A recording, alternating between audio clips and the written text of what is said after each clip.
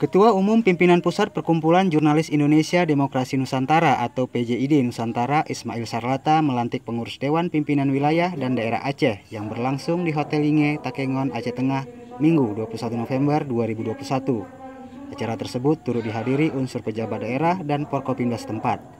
Dalam sambutannya, Ketua DPP PJID Nusantara Ismail Sarlata mengatakan seluruh wartawan yang hadir dalam acara tersebut agar dapat mematuhi Undang-Undang Pers Nomor 40 Tahun 1999 serta Kode Etik Jurnalistik dan ADART juga peraturan organisasi. Menurutnya wartawan tidak bisa dijerat dengan Undang-Undang ITE karena bertolak belakang dengan Undang-Undang Pers itu sendiri. Usai dilantik sebagai Ketua DPW Provinsi Aceh, Ramadan Jamil melantik pengurus DPD Kabupaten Kota yang ada di Aceh. Dalam sambutannya, Ramadan Jamil menuturkan bahwa dirinya berasal dari seorang pengusaha yang juga dekat dengan awak media.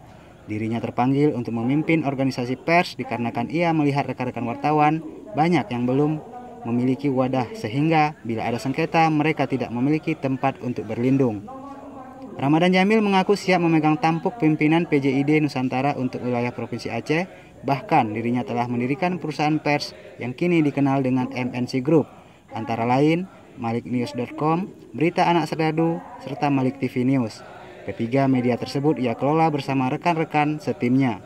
Ramadan Jamil juga berjanji akan membela anggotanya dari tekanan hukum yang menyangkut karya tulisnya, yang tidak tersandung tindak kriminal murni. Saya tidak mau mendengar ada kawan-kawan PJID kita, wartawan kita yang dibilang abal-abal. Ya. Yang ada organisasi abal-abal karena tidak bisa mengayomi wartawan. Saya tidak mau mendengar ada wartawan kita dibilang pengemis. Jangan kencengi periuk liar. Hari ini PJID Nusantara Provinsi Aceh mempunyai program-program untuk menuju profesional. Suryadi KS MTV melaporkan dari Takengon, Kabupaten Aceh Tengah.